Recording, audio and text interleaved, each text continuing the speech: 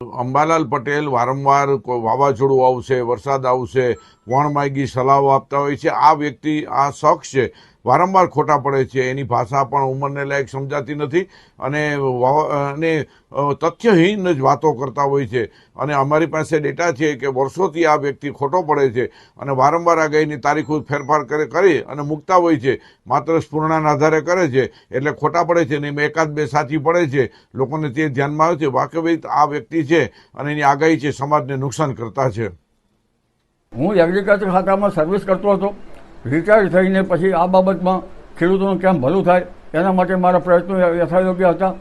હું અમારા કોલેજમાં પણ મેટ્રોલોજી વિભાગ ચાલે છે. મારો કોર્સ બીએસસી એગ્રીકલ્ચર ઇંગ્લિશ મીડિયમમાં કરેલું છે. આસિસ્ટન્ટ ડાયરેક્ટર તરીકે નિવૃત્ત થયેલો છું. એટલે મારે કંઈ કમાવું નથી. મારે પ્રસિદ્ધિ હું આટલી ઉંમરે પ્રસિદ્ધિને શું કરીશ? હું પ્રસિદ્ધ તો છું જ, પણ પ્રસિદ્ધિને મારે કરવી છે શું? હું સુખી છું.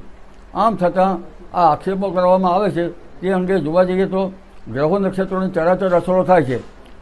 જેમ કે આપણે નક્ષત્ર પ્રમાણે જોવા જઈએ તો ખેડૂત ભાઈઓને ખબર જ છે કે લગભગ મૃગશીર નક્ષત્રમાં અત્યારે હાલ મૃગશીર નક્ષત્ર ચાલે છે. મૃગશીર નક્ષત્રમાં દરિયામાં પવનો બદલાય. મૃગશીર નક્ષત્રમાં પવન ફૂંકાય છે. તો પવન ફૂંકાય છે તો કેમ મૃગશીર નક્ષત્રમાં પવન ફૂંકાય છે? અને તે 15મી જૂન સુધીમાં 20મી જૂન સુધીમાં મૃગશીર નક્ષત્ર હોય છે. તો મૃગશીર નક્ષત્ર એટલે પવનો ફૂંકાય અને આદ્રા નક્ષત્રમાં વરસાદ આવે.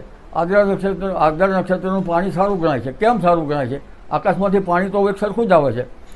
અને જમીન ઉપર આવે પછી કેમ પાણીમાં ફેરફાર થાય છે? આ બધી સઘળી બાબતો જાણ્યા પછી, કેટલાક આંકલન કર્યા પછી, કેટલી મહેનત કર્યા પછી અમે આગાહી કરીએ છીએ. તો પછી આ બાબતમાં અમને નીચા દેખાડવાનું કામ જે કરી રહ્યા છે એ અમને સમજાતું નથી.